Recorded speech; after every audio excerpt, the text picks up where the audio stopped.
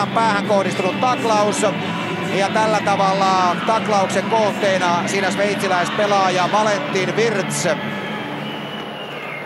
Todella niin kuin selkeästi puun takaa vedetä pelaajaa. Tässä nähdään, että hänellä ei ole minkäänlaista näkemystäkään siitä, että Ovechkin tulee jäähyaitiosta. Ja tuossa täytyy kyllä kunnioittaa ja ihan päähän kohdistuva taklaus. Että tämä on mielenkiintoista katsoa, että jääkö tämä 2+10 ja mitä mahdollisia jälkiseuraamuksia tästä tulee. Muistamme sitten Weberin 3 ottelun rangaistuksen, niin odotteletko jopa sitä, että tulee jotain vastaavaa? Linjaratkaisu on tehty siinä edellisessä tapauksessa ja nyt on kyllä tosi mielenkiintoista, koska tässä on kotijoukkueen tähtipelaajasta kysymys, että miten niin kuin prosessi etenee.